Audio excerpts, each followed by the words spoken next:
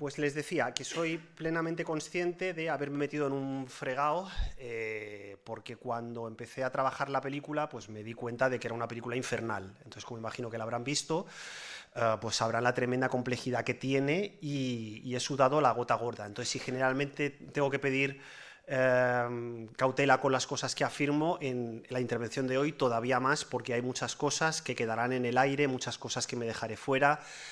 Decía antes, toda la lectura queer que tiene la película la tendría que hacer Lledó, que es nuestra experta.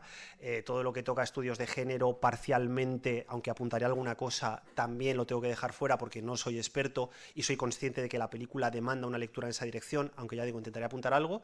Y el objetivo principal también es un poco reflexionar con la película sobre el concepto de cultura en relación con el nombre propio, ¿vale? Creo que, o sea, cuando yo salgo de ver la primera vez esta película, salgo como con la idea en la cabeza de tengo que repensar mi relación con la alta cultura, porque tengo la hipótesis, ya digo, que es resbaladiza y dará problemas, que igual cuando hibridamos en los años 80 la alta y la baja cultura, aunque ya venía de antes, ¿no? Pero este tema de que de pronto vamos a hablar de Hegel con bola de dragón, cosas de estas, ¿no?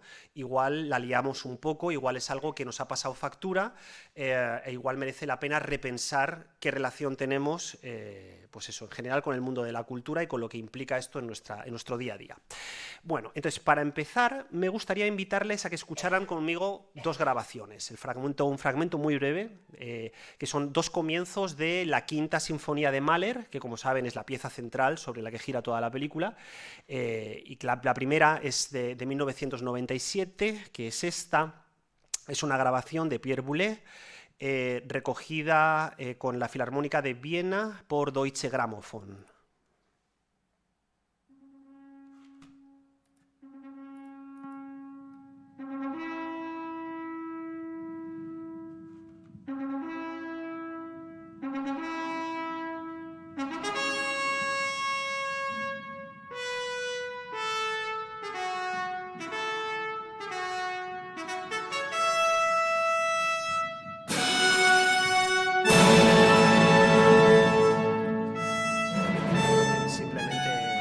Este introito triunfal, ¿no? Y estarán de acuerdo conmigo en que es pues, una entrada muy luminosa, es brillante, parece casi como si pudiera trepar ese sonido abriendo el espacio sonoro, y luego ya después esa fascinante entrada de la orquesta. Ahora les propongo este mismo fragmento, pero en una grabación muy diferente, que es la de Abbado con la Filarmónica de Berlín, también en Deutsche Grammophon.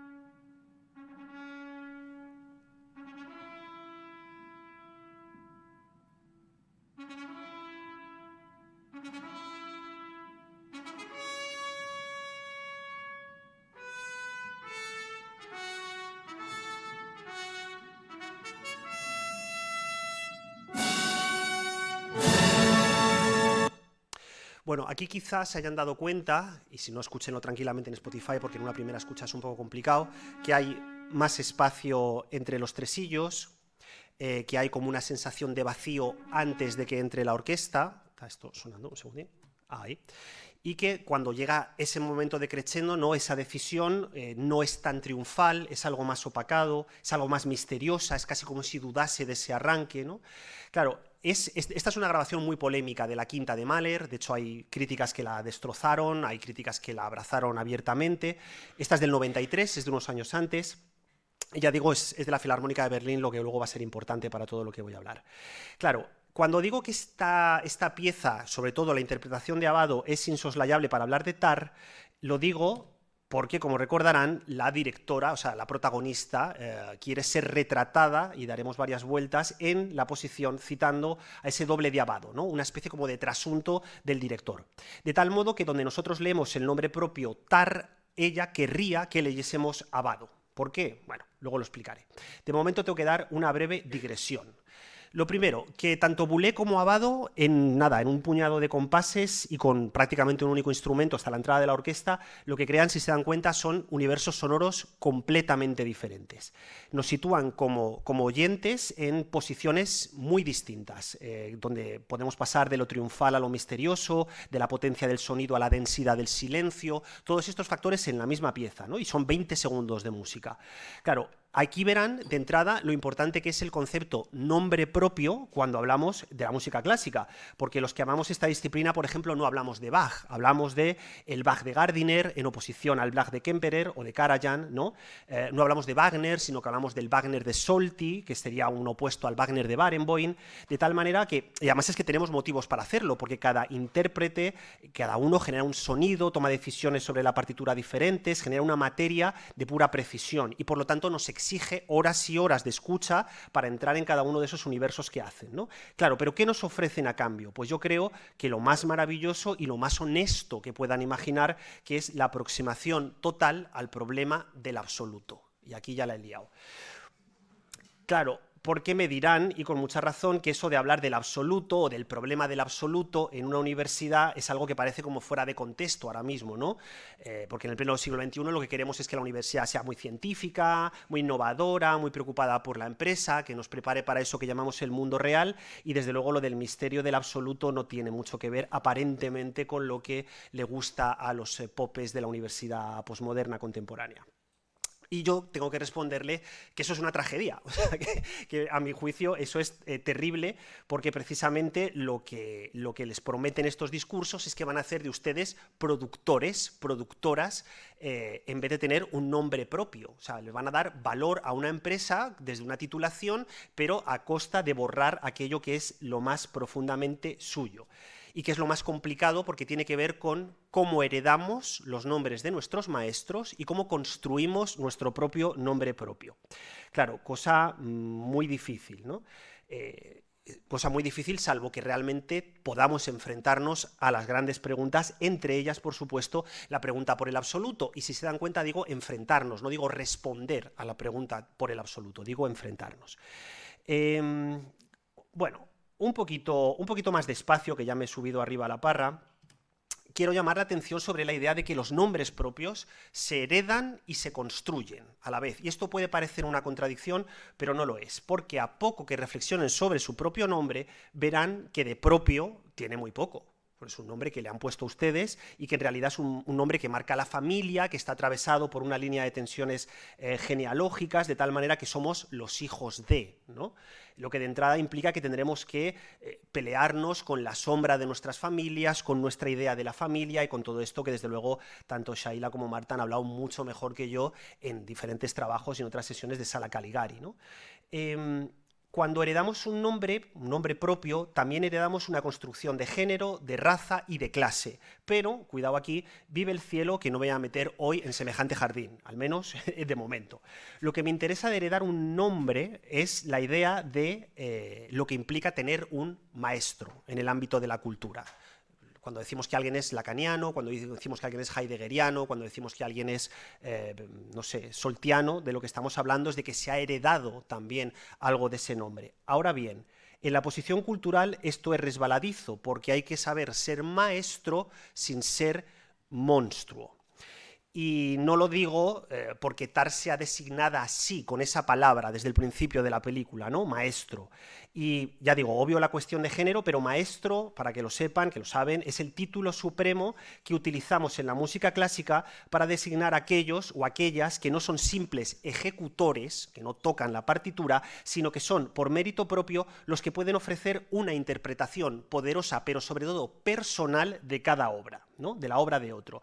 Los que ponen su nombre propio, que puede ser Abbado, pues eso, Solti, Karajan, pero también, pues en el caso de las directoras, pues Marin Alsop, Barbara Hannigan, a la altura de ese otro, que podría ser un Wagner, un Bach o un Mahler o quien sea, ¿no? Claro, la palabra maestro, cuando la utilizamos, en sí misma es como una especie de suplemento sobre el nombre. Y ya digo, si se dan cuenta, hay algo que Lydia Tarr, la protagonista, soporta muy mal, que es ser una alumna. Long after my book has been forgotten. Oh, yes, you're right. The entire first printing will always be available. Too modest, as usual.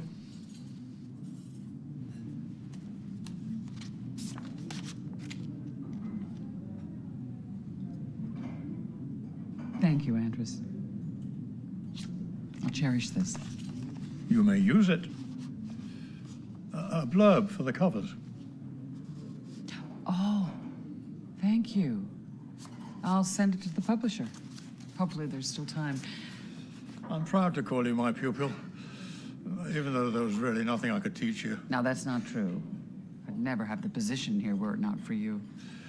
And you'd be in London, New York, Not Berlin. be available. Claro, para Andris, que es uno de los diferentes maestros que tiene Tar, es precisamente su palabra, su declaración, la que puesta en la portada de un libro dará validez a la trayectoria de su alumna. Y es un libro que además se llama Tar on Tar, Tar por Tar, como si la repetición de ese doble nombre pudiera llevar algo así como la garantía de su autonomía, ¿no? Ella habla sobre ella misma, pero no es suficiente porque Andris, este maestro, quiere poner su nombre encima, literalmente, del suyo. Y por lo demás, que por algo Andris está representado, si se dan cuenta, exactamente así, rodeado en plano de los otros grandes directores, los otros grandes maestros que le arropan en plano, porque la suya es una fuerza, la de la tradición, que es masculina, que es absoluta, y por cierto, que de esos tres rostros, se habrán dado cuenta, destaca el de Leonard Bernstein, que es el primero que está aquí. Claro, Leonard Bernstein, no voy a entrar en la película de Bradley Cooper, luego si quieren al final sí, pero aquí no. Digamos, Leonard Bernstein es como el segundo maestro de Tar. Andris es el primero, Leonard Bernstein es el segundo. Y de hecho, fíjense cómo en la secuencia inicial, cuando se presenta la protagonista, lo que hace la propia enunciación es rubricar el poder de sus maestros sobre ella. In 2013, Berlin elected Tar as its principal conductor in succession to Andris Davids, and she's remained there ever since. Like her mentor, Leonard Bernstein, Tar has a particular affinity for Mahler. Andris Davids y Leonard Bernstein son, por lo tanto, los dos hombres que planean sobre su pasado y que han garantizado, por así decirlo, su aprendizaje. Ahora bien, si se dan cuenta, y esto es muy bonito, el Mahler de Bernstein, el Mahler, digamos, canónico, que es el de Maestro, el de la película de Maestro, el que Tar quiere hacer no es el de Bernstein, es otro bien diferente.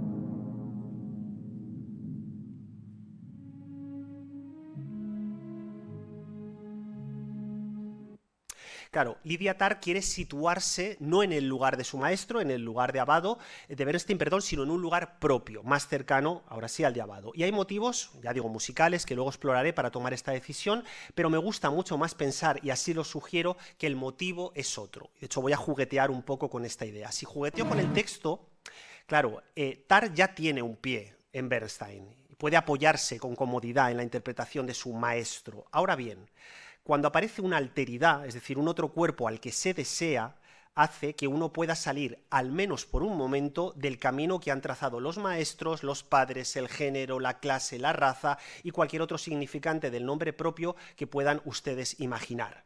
La necesidad es la de pisar otro camino, ¿no? La de imaginar otro camino. Pero claro, Tar, y aquí empiezan los problemas, no es una historia de amor, sino que es una historia de deseo y de caída. Y claro, quizá piensen que estoy sobreinterpretando al poner a Abbado en ese lugar tan central, ¿no? En el lugar del deseo, pero podemos justificar un poco este argumento. Por ejemplo, An extremely short and shimmering list that includes Richard Rodgers, Audrey Hepburn, Andrew Lloyd Webber, and of course, Mel Brooks.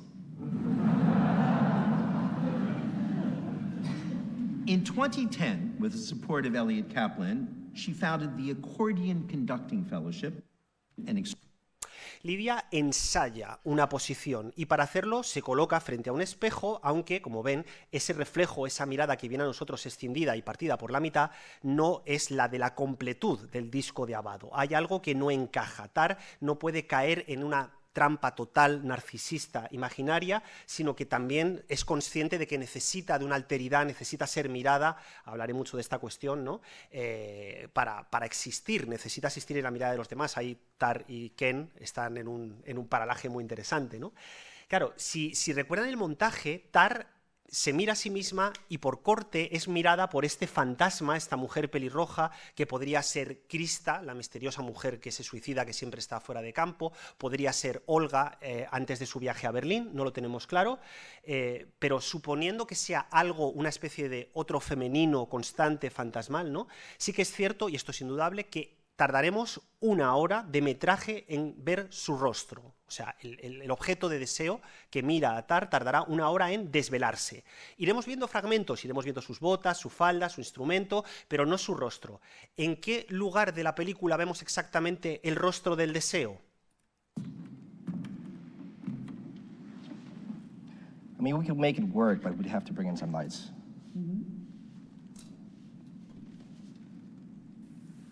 If we want to do something like this, we'll have to bring the hot lights next week, Tanya. Forget about the strobes. Claro, hasta que se cumple su fantasía de ocupar realmente el lugar de Abbado en el Pentágono de la Filarmónica de Berlín, ¿no? Hasta que se tiene lugar esta mirada, hasta que es mirada por esa otra mujer fantasmal cara a cara, no vemos ese rostro sobre el que se va a escribir el deseo de la película. Aunque fíjense que esto es una barbaridad, la tremenda potencia de montaje, ¿no? Por primera vez el director reproduce de manera más o menos exacta, ahora sí, la portada de la quinta de Mahler de Abbado, tal y como se tomó en su momento. La grabación se supone que ha resultado más o menos satisfactoria. Lydia Tarr está en la cima de su carrera. Tiene además una testigo que la mira, ¿no? Una mujer de éxito, una mujer que se presupone ya fascinada, atrapada en la telaraña de ese ejercicio hacia la maestra, hacia el maestro que siente. Suponemos por montaje que suyo era el pie que marcaba el camino de Abbado, ¿no? Ese pie juguetón, y sin embargo algo de pronto aparece desde fuera de plano. Una mirada concreta y desde ella, desde la ayudante, accedemos al rostro oscurecido pero ya desvelado de Olga Metkina, ¿no?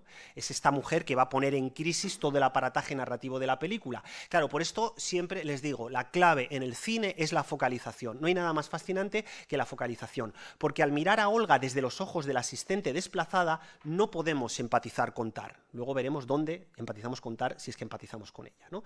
En cualquier caso, como espectadores no somos dignos de ocupar el lugar de su nombre propio. Somos más bien esa especie como de rastro amargo en la boca, ¿no? Esa sensación de que el amor ya no se nos escapa entre las manos, la desesperación de constatar que nos guste más o menos, la persona amada está siendo mirada por otra. Claro, una otra, y aquí empiezan los problemas también, tan fantasmal, tan evanescente, que es capaz de romper el ángulo que marcaba la foto de Abbado. Poca broma. Claro, y de hecho, si se dan cuenta, la escala de plano es magnífica. Lydia Tarr parece estar como empequeñecida, aplastada, ¿no? Ser como una suerte de insecto que hubiera podido quedar atrapada como en una especie de laberinto. No es un plano subjetivo de Olga. Olga sale y la cámara se queda mirando desde ahí. Luego, aquí hay otra pregunta que tendremos que resolver después. ¿Quién está mirando? ¿Quién mira a Lydia Tarr aquí en el momento en el que comienza su caída? Esta sí que la voy a responder. Claro, la cuestión del laberinto es brutal en la película, pero hay que plantearse de qué laberinto estamos hablando. Estamos hablando del laberinto del deseo, de esa necesidad de ser mirada para existir, la necesidad del ser deseada, ¿no? Incluso de tomar contacto con esas otras diosas que pueblan las alturas, ¿no? Claro, ¿qué laberinto? Quizá este laberinto.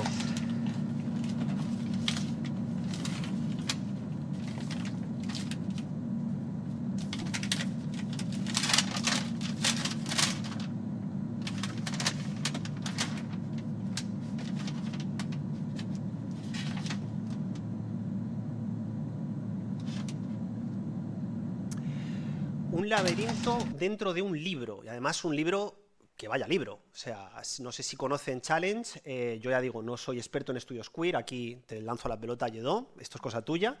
Challenge es el libro de Vita Sackville-West, que, como quizás sepan, fue una de las autoras sáficas más importantes del siglo XX, quien a la sazón tuvo un torridísimo romance apasionado y desquiciado, nada más y nada menos que con Virginia Woolf, que inventó un nombre propio para ella, que es Orlando, la novela Orlando, que es un nombre no masculino, no femenino y que ahora está muy reivindicado por la comunidad trans, que también ha salido ya aquí este tema en Sala Caligari, tiene una gran relación con esta obra, con esta historia de amor que atraviesa además no solamente el género, sino también el tiempo. Y aquí hay una movida, porque, claro, un laberinto en un libro que habla sobre el deseo y que atraviesa el tiempo. Muy bien, pero ¿qué pasa si ese laberinto crece, entra en tu casa, llena las paredes, infecta todos los libros?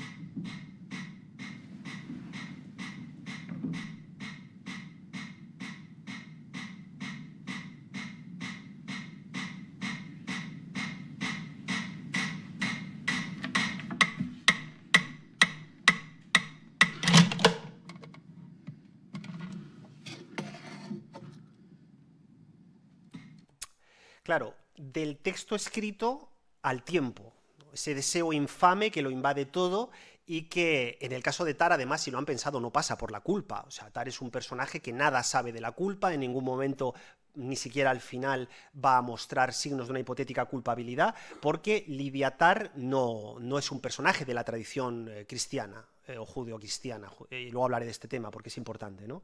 Ella no se siente culpable ni por destrozar carreras, ni por retirar cargos, ni por invadir cuerpos, ni por ejercer el poder, ni por señorear, porque sabe hacerlo y puede hacerlo. Lo que no sabe ni puede es controlar ese voraz deseo que la domina, ese ansia absoluta que es el ansia del maestro, ¿no? Cuyo apetito, por cierto, un apetito por el nombre propio de sus discípulos, no se sacia nunca. Claro, es un apetito lleno de ansia, ansia hacia la palabra, ansia hacia el tiempo, pero también ansia hacia ser un monstruo de la cultura. Claro, una ansia muy concreta que solamente se puede plantear si nos preguntamos qué es lo que Tar desea en Olga, ¿no?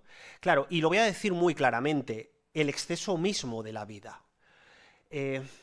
Les propongo que vean el siguiente fragmento desde los ojos de Lidia Tar, que se olviden del diálogo, incluso de la planificación de cámara, y trabajen la cuestión de los gestos en relación con la comida de Olga.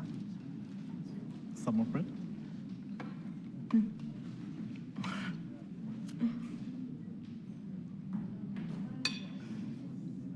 It's good. Would you like a bite? Oh, no. No, thank you. Have you lived in Berlin long? No, not at all. I have friends in Neukölln. I visit until I know the decision of orchestra. Creo que estarán de acuerdo conmigo, ¿no? Pocas veces podemos ver comer en una película con una sexualidad tan explícita, con una imposición de vida, con un placer hacia la comida tan gustoso. Olga devora el mundo, literalmente, pero en el contraplano, ojo, porque Lidia es un ente vampírico que saborea y que paladea no su ensalada, sino el hecho mismo de mirar, de llenarse los ojos con Olga. Fantasea con nutrirse de esa conexión explícita con la materia, la vida y el placer que encarna la mujer. Es un vampiro, literalmente, ¿no? ¿Más pruebas sobre que la relación entre Olga y Lidia se articula en esta dirección? Dos más. La primera, que la relación con el instrumento está descrita como sexual. Cuando ella interpreta el legato, en este momento de diálogo, dicen que efectivamente es como si estuviera alcanzando el orgasmo. La segunda, mucho más interesante, está en la lectura, en la reinterpretación del extraordinario concierto para cello de Elgar, interpretado por Jacqueline Dupré y por Barenboim, que es una de las cimas de la música de la segunda mitad del 20. Es muy interesante porque ella no le habla del disco, no le habla del vinilo, le dice, no, lo escuché en YouTube. Métete en YouTube y lo ves, porque ella es el futuro, y es tan el futuro que hasta su pasado vive en YouTube. Es muy bonito como la reta, ¿no? Volviendo al challenging de la novela que he citado antes, ¿no? Mírame, búscame en YouTube, estoy ahí, y lo que se encuentra, evidentemente hay amigos, lo que se encuentra son dos tremendos planos.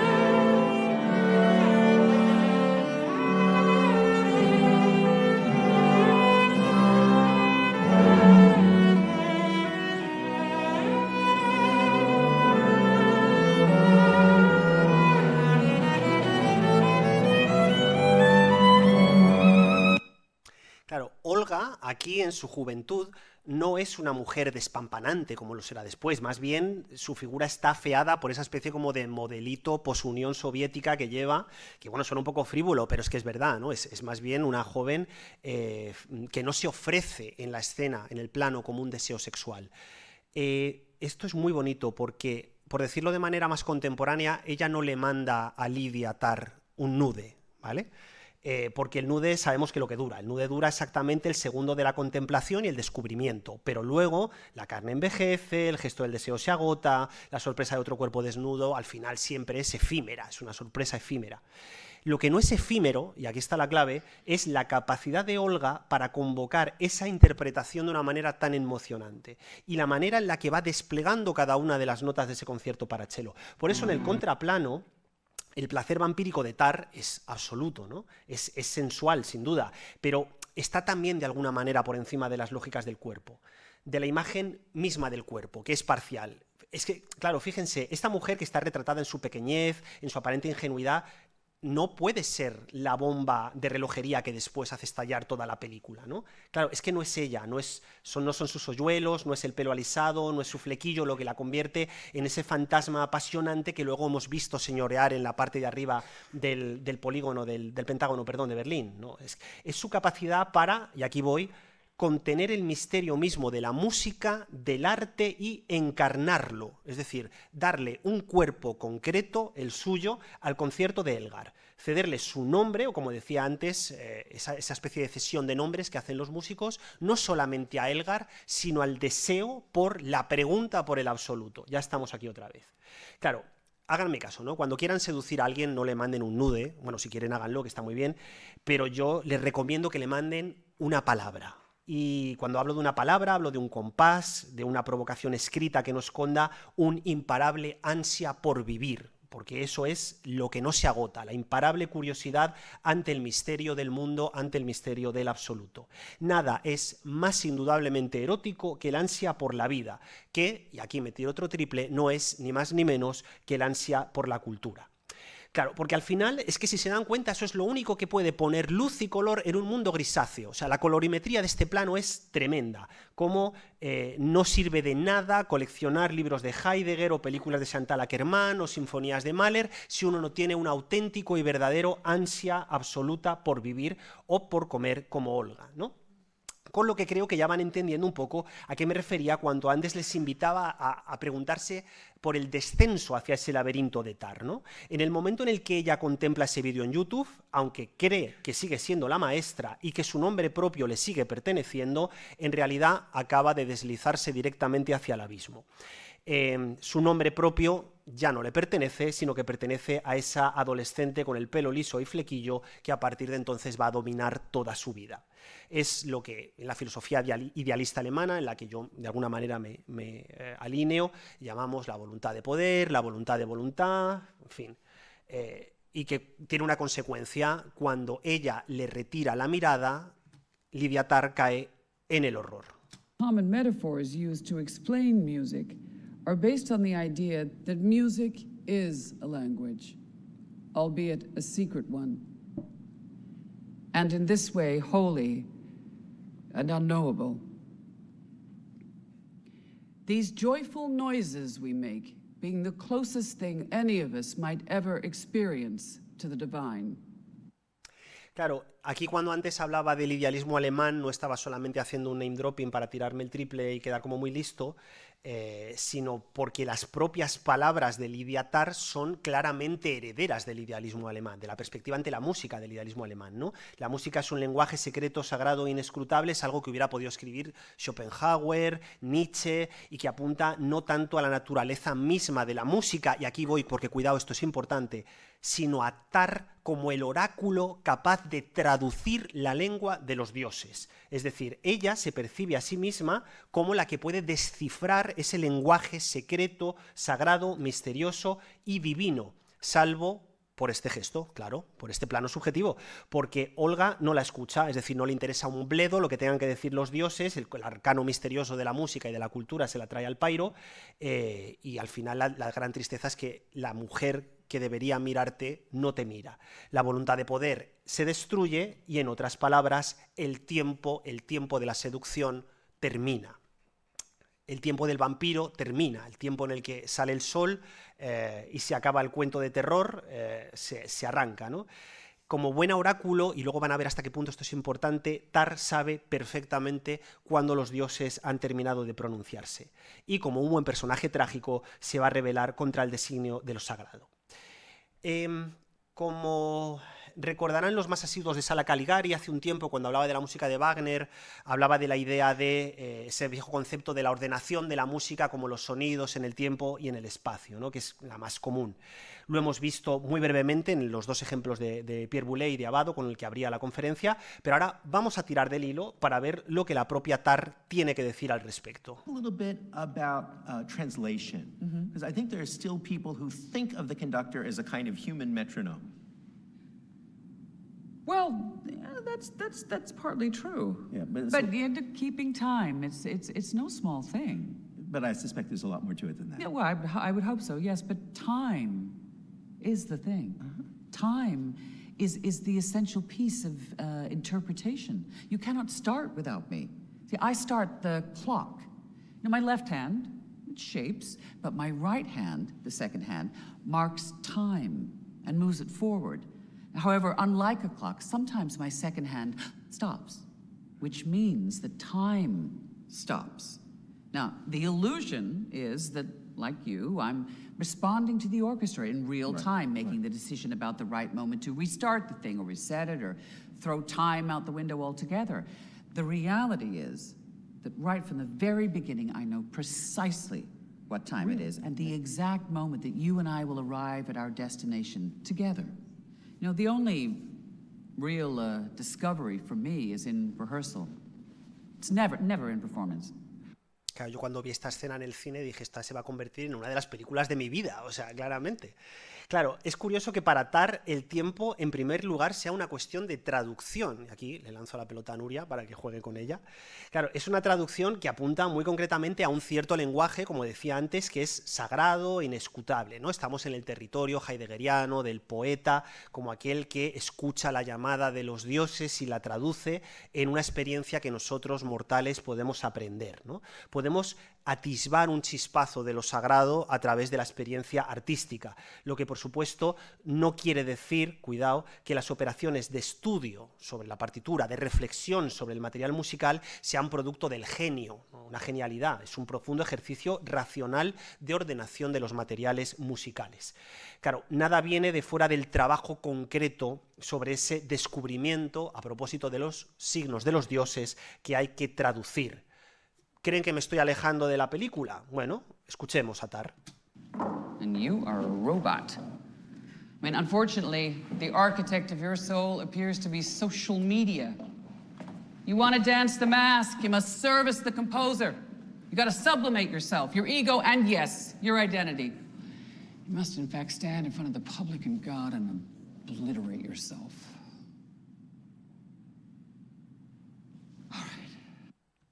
Claro, es que está literalmente escrito, es que uno no puede oponer su identidad, esa palabra de moda, al lenguaje profundo, oscuro, sagrado, inefable de la música. Uno debe traducir, es decir, interpretar, buscar el tiempo exacto. Más concretamente, debe arrancar el tiempo, como lo hacíamos en la Sinfonía Quinta de Mahler, como ocurre en, de nuevo, el número 5, el versículo 5 del capítulo 1 del Génesis, ¿no?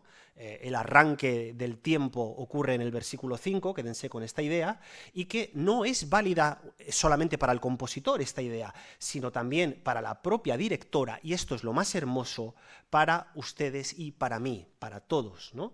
¿En qué momento una obra no es un ejercicio de encuentro?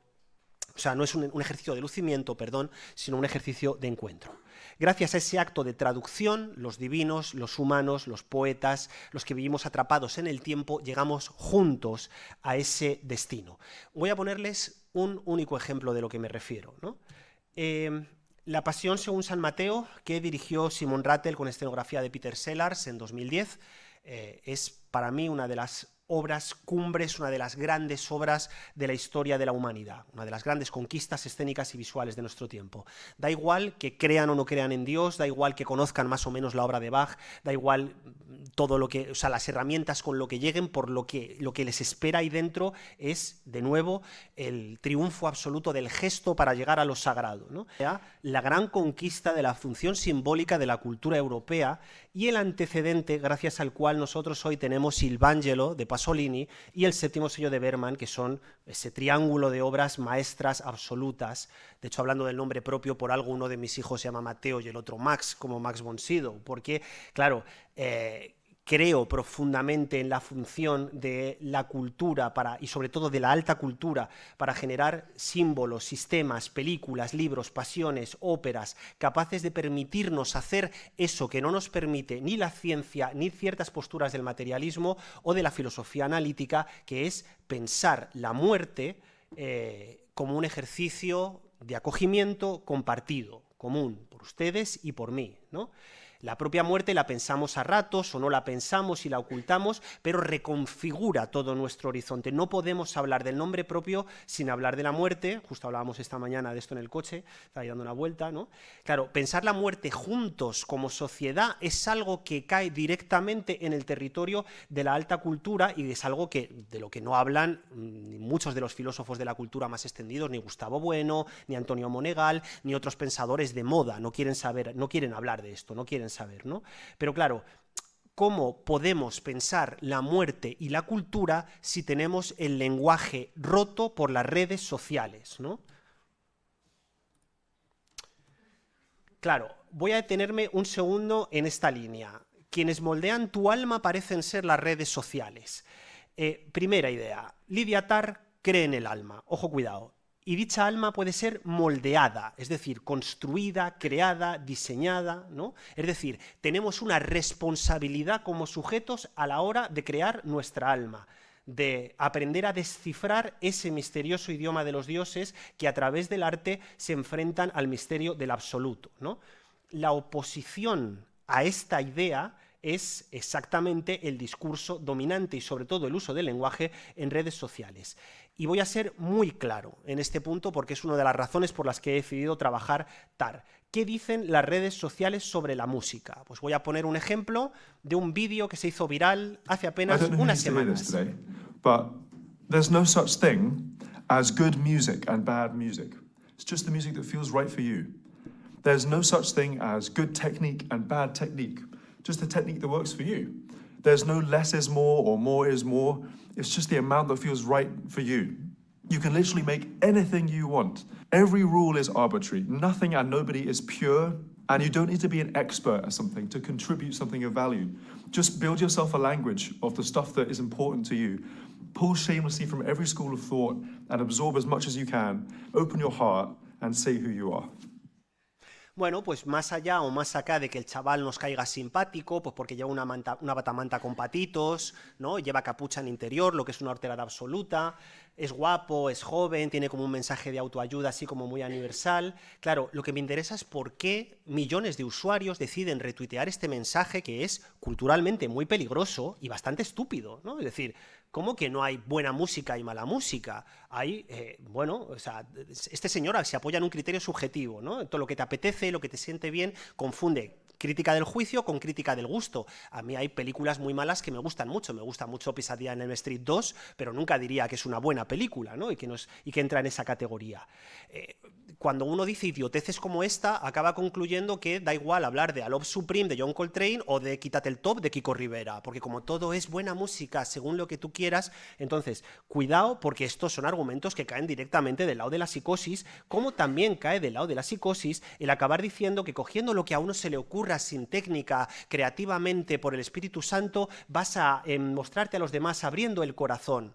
Claro, o vas a decir quién eres, ¿no? Esto me encanta. ¿Cómo que decir quién eres si no podemos decir prácticamente nada de nuestro nombre propio? Es que lo que más nos cuesta en el mundo, ¿no?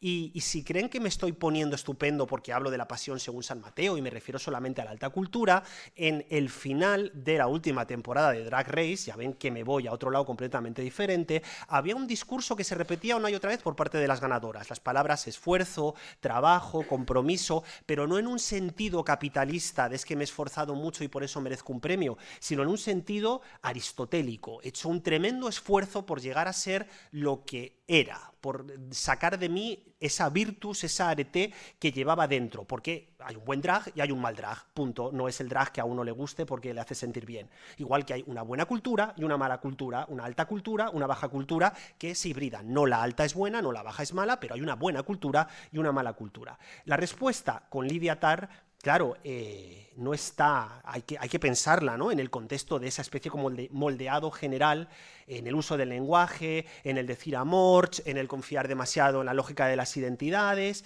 y el no pensar efectivamente esta idea que ya digo, que yo creo que es lo único en lo que estoy de acuerdo con Gustavo Bueno, de que hay una gradación de culturas y no todas las culturas son iguales, hay culturas mejores y peores, ¿no? Claro, ya digo, mis raíces son las del idealismo alemán, no lo escondo, pero es que la lógica de la Bildung kantiana es esta, es decir, uno tiene que hacer un esfuerzo para construirse, para llenar como pueda y contradictoriamente ese tremendo contenido que es el nombre propio en relación con la cultura, ¿no? Pero Kant, por lo menos, algo confiaba en los seres humanos, podíamos darnos nuestros propios fines, y si no les gusta el idealismo alemán porque es muy anglosajón y luterano y no sé qué, pues nos vamos a Dante, a la Divina Comedia, y está literalmente escrito en el principio de la Divina Comedia, en una dirección latina, ¿no? Estamos en el arete aristotélico, y estamos en el problema, desde luego, de la racionalidad del absoluto, que es muy fastidiada. Otra carta para jugar esta partida. Claro, yo les decía todo el rato, Abbado, ¿cuál es el gran mérito como director de Abbado y por qué Tar quiere poniéndose ahí? Leone Maggiella, que tiene un libro precioso sobre Karajan y era un rival directo de Abbado, lo describió en una manera preciosa así. Claudio Abbado despreciaba la instrucción directa, pura y simple, por instrucción se refiere a la orden concreta de metrónomo del reloj, buscaba la verdad artística nunca limitada al gesto como si fuera un metrónomo. Es decir, Abbado dominaba el tiempo. Era más que un metrónomo, era un director vivo, palpitante. ¿Y por qué Tar quiere ocupar su lugar? Pues evidentemente porque ahí está el problema de la interpretación y del tiempo y de la oposición a eso que ella llama los robots, ¿no?, que son los que miden el tiempo cronológicamente, métricamente, como el alumno este de Juilliard, pero también como el viejo robot, ¿no?, que es el tipo al que le quita el poder en la Filarmónica de Berlín, pero también a los millennials, los que son demasiado jóvenes y utilizan ese reloj, ese teléfono como un elemento, digamos, pues eso, de agresión hacia ella y tal. Claro, pero podrían decirme, bueno, si Lydia Tar es tan buena y tan lista y tan estupenda, ¿por qué es una acosadora brutal, un monstruo, y por qué le sale todo mal en la película? Bueno, vamos a pensar un poco en esta dirección. El castigo y la culpa de Tar no pasan por la carne, porque todos amamos, todos deseamos, eso nos destroza a todos y seguimos más o menos vivos, ¿no? La culpa es de Tar y su pecado es bien distinto. El pecado que comete Tar es utilizar el lenguaje de los dioses para cometer sus fechorías. Y aquí está el quid de la cuestión. Valerse de la cultura para señorear sobre la vida y sobre el sexo de los demás. Hay una escena increíble en la que no sé si han reparado, que es en el primer casting para encontrar una violonchelista.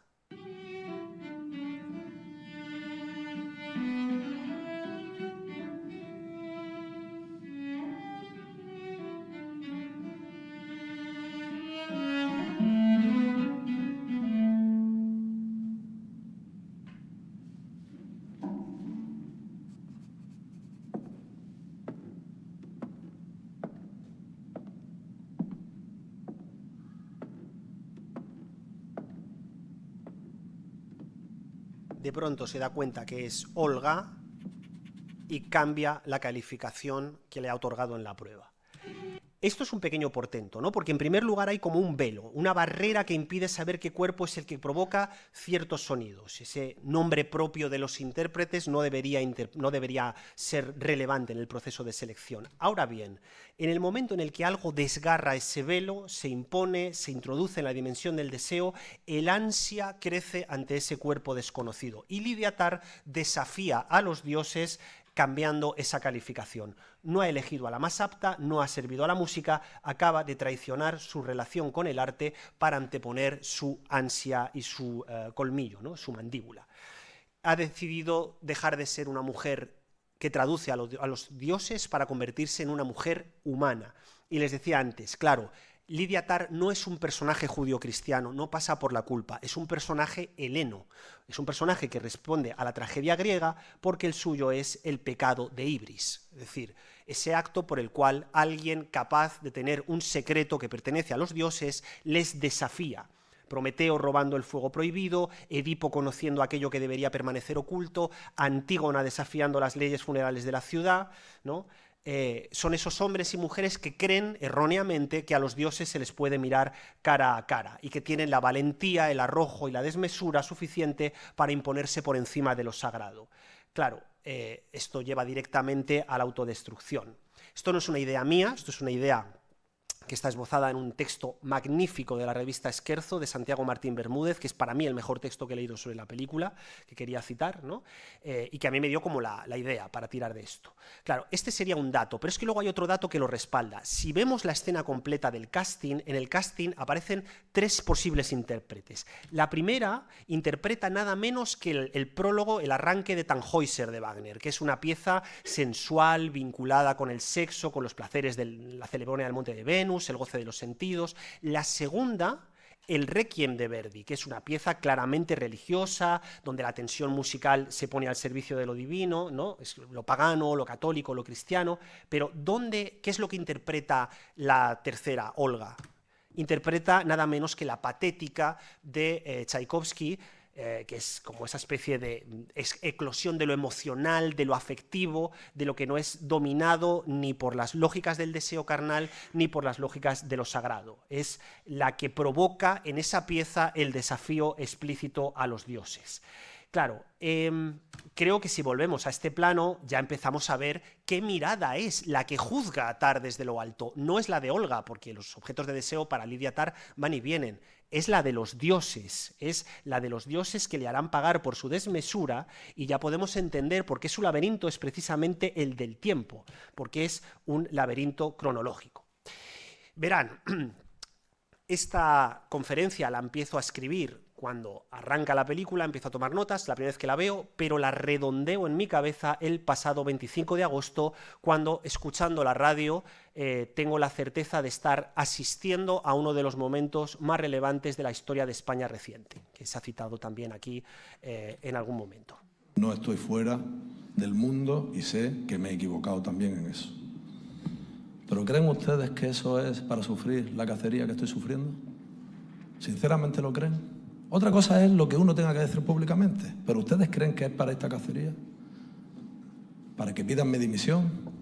¿Es tan grave como para que yo me vaya habiendo hecho la mejor gestión de la historia del fútbol español? ¿Ustedes creen que tengo que dimitir? Pues les voy a decir algo. No voy a dimitir. No voy a dimitir. No estoy fuera. Vale, nos hace mucha gracia, no voy a dimitir. Pero vamos a hacer un ejercicio un poco pícaro y vamos a poner en contraposición las declaraciones de Rubiales con esta escena.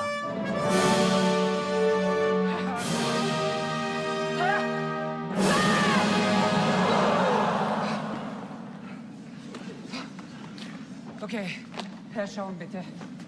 Give me some eyes.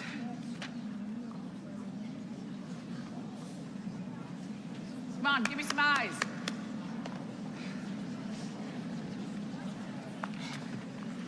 Lydia. This is my score. Lydia, you're confused. It's my score! You fucking little nothing!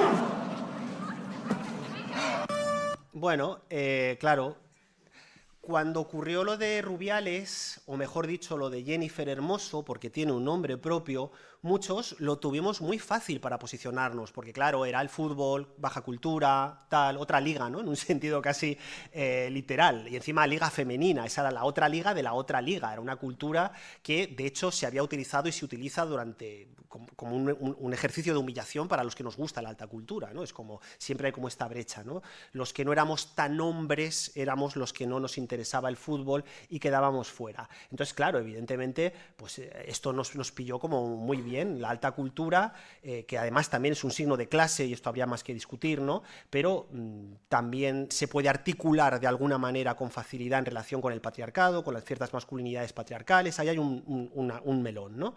Claro, nosotros no teníamos el conflicto que podía tener un jugador futbolístico, claro, nosotros teníamos a Plácido Domingo, evidentemente, que además se cita explícitamente en una de las escenas, pero bueno, claro, Plácido Domingo para nosotros era como un referente de la masculinidad patriarcal, porque después de todo era el padre, ¿no? Era el padre, igual que Tar es el padre de Petra, Plácido era el padre de nuestro centro de perfeccionamiento aquí en Valencia, hasta que le cambiaron el nombre. Entonces, bueno, pues lo de la cultura de la violación y estas cosas como que lo fuimos, que es por cierto otra cultura, la cultura de la violación, lo fuimos como metiendo ahí como en el cajón, ¿no? Claro, ¿saben lo que pasó exactamente la misma semana del No voy a dimitir de Rubiales? Esto es muy interesante. En el mismo teatro de Berlín, en el Pentágono, auditorio, en el que se rueda la escena de Tar, nada más y nada menos que John Elion Gardiner, que es uno de los grandes músicos intérpretes de Bach, se lía a bofetadas con uno de los miembros de su orquesta, exactamente la misma semana. Es curioso que además Eliot Gardiner sea uno de los grandes expertos en teoría sobre Bach, tiene este libro que es maravilloso, se lo recomiendo encarecidamente, donde él cuenta que cuando Bach se enfadaba con un músico, se quitaba la peluca y le empezaba a golpear con la peluca en los ensayos, ¿no? El que hace un momento defendí como poco menos que el oráculo más privilegiado del lenguaje de lo divino. Claro, lo digo porque el gesto de Tar se repite inevitablemente a lo largo de la historia una y otra vez y contradice, y no pasa nada porque lo contradiga, todas esas lecciones que dicen que la alta cultura te hace más bueno, que hay una cuestión ética imbricada en el hecho de pertenecer a la alta cultura, que vamos a salir mejores con la alta cultura. Claro, no hace falta más que abrir el país y ver las acusaciones a Bermud para ver hasta qué punto esto está absolutamente imbricado en lo que somos. Es decir, hablando claramente, la cultura no es una salida para ese laberinto del ansia, de la mirada del otro, sino que es simplemente una parte que está conectada, imbricada, pegada, ¿no? Ahora bien, lo que llamamos la alta cultura, y yo repito que creo que es imposible definir este término y pegarnos a él, tiene el extraño y portentoso poder de asumir, integrar y ofrecernos toda la potencia del doble rostro de la vida. No se trata de negar el horror, la alta cultura no niega el horror y nos hace mejores. Hay dos caras, el horror y la pasión, la redención y la caída, la materia y el espíritu, lo más demoníaco que habita en nosotros, pero también lo más divino, ¿no? Es esto.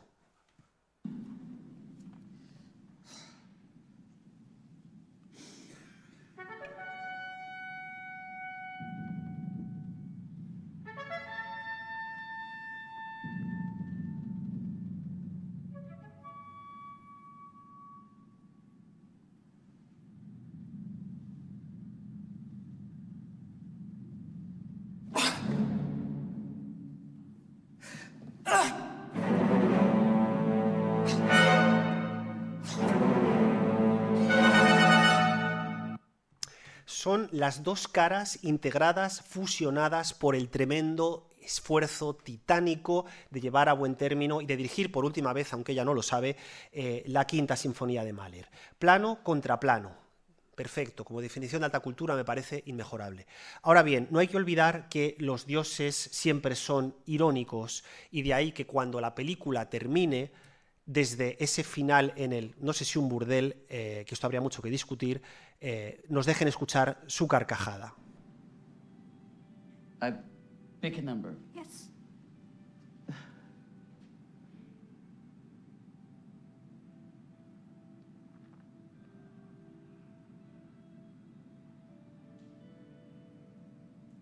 Number 5.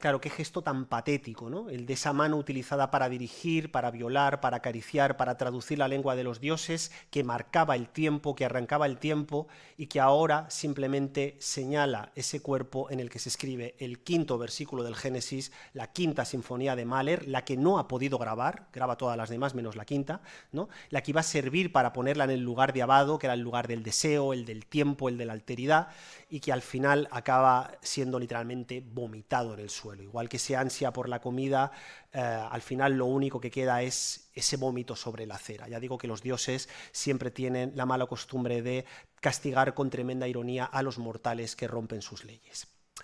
Hay un último dato que quería ofrecerles a partir de 2 detalles finales sobre el nombre propio. El primero quizá les sorprenda, ¿no? Una de las cosas que más admiro de Tar es que para mí la película funciona como un espejo. Es decir, me muestra todo lo que no sé, me muestra toda la música que no he escuchado, todos los libros que no he leído, todos los matices de ese mundo en el que Lydia Tar habita y que me gustaría conquistar, ¿no? Y lo digo porque siempre hay algo del nombre propio que, si todo va bien, permanece incompleto. Es decir, creo que hay que confesarlo, creo que es positivo no dejar de poner encima de la mesa que el nombre propio nos hace pequeños, y es bueno, nos hace incompletos, nos hace estar en falta. No hace falta, valga el juego de palabras, comenzar una carrera titánica para demostrar que uno conoce el lenguaje de los dioses y que está por encima de los demás, porque al final siempre hay algo que se pierde, que falla, que nos quiebra. Porque, si lo recuerdan, el nombre de Lydia Tar no es Lydia Tar. Oh. Hi, Linda. Sorry. Lydia. Ma said you'd be over. You must be hiding out. Claro, Linda es un nombre vulgar, un nombre cualquiera, totalmente alejado de ese pentágono de Berlín, de Mahler, de Bernstein. Es el nombre que se ha mantenido preciosamente oculto junto a la pobreza, la fealdad de la que emerge ella en tanto protagonista, ¿no? Y ese es el verdadero nombre propio, el que nos lleva a dudar, el que se llama síndrome del impostor, el que nos lleva a construir algo en el terreno de la cultura, escribir, dirigir, pensar, rodar, que no es sino ese mantener una lucha titánica, pero constante, con el pequeño nombre propio que heredamos y que nos recuerda simple y llanamente que somos falibles, ¿no? Claro, olvidar que somos Linda y no Lidia es el primer paso para convertirse en un monstruo. Pues eso, hay tremenda bibliografía al respecto, pero creo que es importante recordarlo, ¿no? Claro, el final de Lydia Tar, y aquí voy con el segundo dato que quería incorporar para cerrar, es el gran síntoma y síndrome de nuestro tiempo, ¿no? Que es este punto de llegada que ya sé que ha sido como muy... ¿Esto por qué termina así esta película? Claro, y es que nos han convencido durante tanto tiempo de que podríamos mezclar baja y alta cultura que quizá hemos olvidado algo de la potencia que encierra la complejidad y el esfuerzo de conquistar algo más que lo que está a mano, ¿no? Esa autoconstrucción cultural. Y hemos creado tantos sucedáneos para las experiencias culturales que al final hemos acabado destruyendo incontables nombres propios.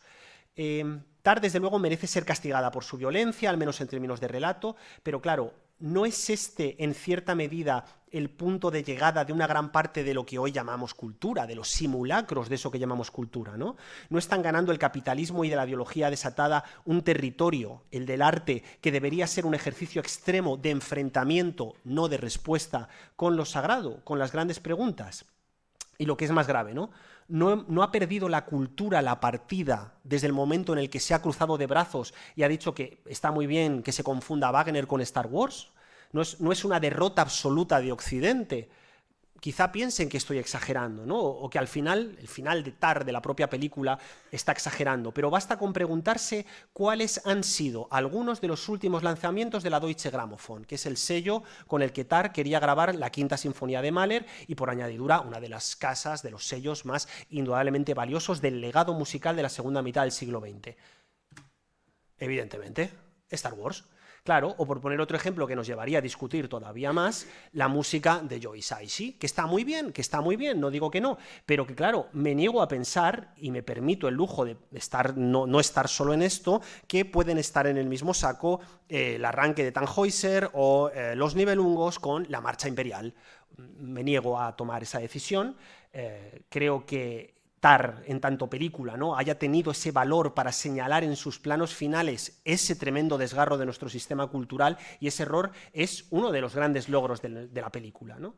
Claro, el reto que tenemos ahora como sociedad, que es muy complejo, es cómo recuperar la tradición de esa cultura, de ese legado fastuoso, pero, ojo, sin que nos aplaste, es decir, sin que nos lleve a nostalgias absurdas por el pasado, pero también sin que nos impida recordar que la alta cultura, sin un compromiso ético, como decía antes, no sirve absolutamente para nada. Claro, lo otro son datos enciclopédicos para gente que tiene pasta o que tiene tiempo para ir a la ópera, que está muy bien. Pero, volvemos a Lydia Tarr o quizá a Linda Tarr, lo importante es que si ustedes deciden hoy escuchar a Vado o a Solti o a Karajan, estemos un poquito más cerca de llegar juntos como comunidad a nuestro destino, a esa tremenda pregunta por el sentido del absoluto. Aunque ya digo, parece que esto es algo que hoy a la empresa y sobre todo a la universidad no le interesa demasiado. Muchas gracias.